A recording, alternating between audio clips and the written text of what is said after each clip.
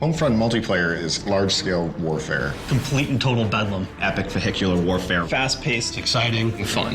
Homefront multiplayer takes place during the occupation wars. This is the time when the Korean army was invading the U.S. after a deadly EMP attack and cyber attack. The remnants of the U.S. military are kind of off, still trying to hold on and fight off the Korean invasion as best they can. The battles really take place in various locations, from suburban cul-de-sacs to department stores to a highway interchange, so you get to experience a wider swath of America.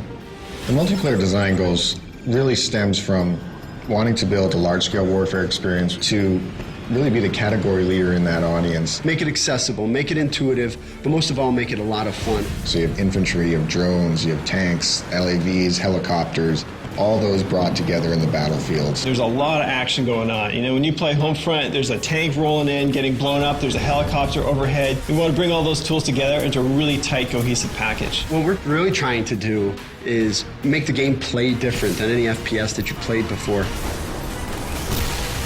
The whole idea behind vehicles and Homefront is you should get in and start having fun right away. This is not the kind of game where you need to spend 2 hours learning how to fly a helicopter. Battlepoints really gives us an in-game economy. So you're doing actions in the game, and every one of those actions is earning you points. So Battlepoints basically allows us to put a price on each vehicle, to put a price on every special weapon. Rather than just saying like, oh great, you captured that objective, here's some experience, we're saying, hey, you captured that objective, that's great, now here's a tank. You can buy everything from tanks, helicopters, to drones, to additional ammo for your RPG. The idea with Battlepoints is buy what you want when you want it. So if you're fighting a vehicle and you need a new rocket launcher, you can pick one up right on the fly. The near future setting for Homefront gives us the ability to bring in some near future technology like drones. What drones add to the game is a lot of new and interesting types of ways to fight your enemy and to fight them without putting yourself at risk. I may spawn in the game initially and deploy my recon drone, and I start marking different targets. Ground control, everyone races for these 3 objectives, and then when you capture an objective, you start gaining points.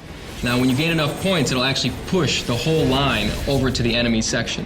You're not spread out amongst a vast area. You feel the infantry-style combat, that intense battle for the objective points, as well as have the epic vehicular warfare reigning in. Ground control is different from other objective-based game modes because you get to fight over new spaces. The objectives will move to different locations. You'll have to use new strategies when you get to those areas. So in essence, you're not just playing on the same map for 12 to 15 minutes, you're playing on 2 or 3 different maps, because all the gameplay is localized around those objective points. And as players start earning points, you're going to start seeing some tanks on the field, some helicopters. The battlefield evolves in a way that you see something different every minute that you're playing. Homefront is doing dedicated servers. In console games, you can get up to 32 players. In PC, obviously, it's even more important to have dedicated servers.